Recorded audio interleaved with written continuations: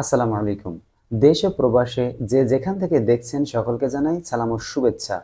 বন্ধুরা, আবারও সারা দেশে সরকার নতুন করে কারফিউ জারি করেছে এবং আজ সন্ধ্যা ৬টা থেকে অনির্দিষ্টকালের জন্য এই কারফিউ বলবৎ থাকবে। এমনটা জানানো হয়েছে যে কোটা বিরোধী আন্দোলনকে ঘিরে সহিংসতা ও অসহযোগ কর্মসূচিতে স্থবির হয়ে আছে গোটা দেশ।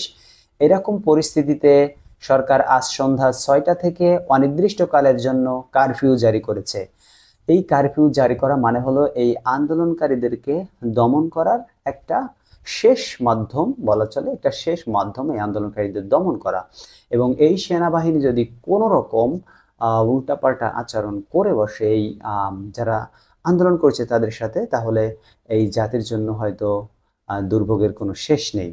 রোববার 4ই আগস্ট স্বরাষ্ট্র মন্ত্রণালয়ের সিনিয়র তথ্য অফিসার শরীফ মাহমুদ অফু এক সংবাদ বিজ্ঞপ্তিতে বিষয়টি নিশ্চিত করেছেন। এতে বলা হয়েছে, আজ সন্ধ্যা 6টা থেকে পরবর্তী নির্দেশ না দেওয়া পর্যন্ত ঢাকা মহানগর সহ সব বিভাগীয় শহর, সিটি কর্পোরেশন, পৌরসভা এবং শিল্পাঞ্চল, জেলা সদর ও উপজেলা সদরে সান্ধ্য আইন, এই যে সান্ধ্য আইন বলবৎ থাকবে। এবং কোটা সংস্কার আন্দোলন ঘিরে সৃষ্ট পরিস্থিতিতে গত 19শে জুলাই কারফিউ জারি করে সরকার, আপনারা সকলেই জানেন। এরপর ধাপে ধাপে বিভিন্ন জেলায় কারফিউ শিথিল হতে থাকে এবং পরিশেষে আবার আজ সন্ধ্যা 6টা থেকে অনির্দিষ্টকালের জন্য এই সরকার কারফিউ জারি করলো।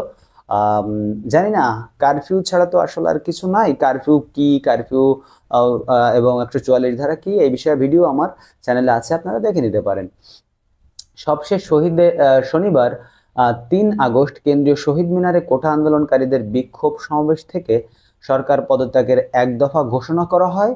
একই সঙ্গে আজ থেকে দেশ জুড়ে অসহযোগ আন্দোলনে ঘোষণা দেয় আন্দোলনকারীরা। যেটা আপনারা জানেন, এখন অসহযোগ আন্দোলন চলছে এবং আজও অসহযোগ আন্দোলনকারীদের সমন্বয়কেরা, ছাত্র আন্দোলনকারীদের সমন্বয়করা দুটি কর্মসূচি ঘোষণা করেছে। একটি হচ্ছে গিয়ে শহীদদের স্মরণে প্রতিস্থাপন এবং আরেকটি হলো যে আপনার লং মার্চ টু ঢাকা, অর্থাৎ মঙ্গলবারে সারা দেশ থেকে সাধারণ মানুষ, ছাত্র থেকে শুরু করে ঢাকায় অবস্থান করবে এবং ঢাকার দিকে গমন করবে, লং মার্চ টু ঢাকা। এভাবেই গণ অভ্যুত্থান হবে, আসলে তেমনটাই আশা করা যাচ্ছে। তো বন্ধুরা, যে যেখান থেকে দেখছেন আমাদের চ্যানেলটিকে সাবস্ক্রাইব করে রাখুন। আমরা আপনাকে প্রতিনিয়ত খবর দিয়ে আপডেট করে রাখার চেষ্টা করি। আমাদের ভিডিওটিতে একটি লাইক দেবেন। ধন্যবাদ সবাইকে।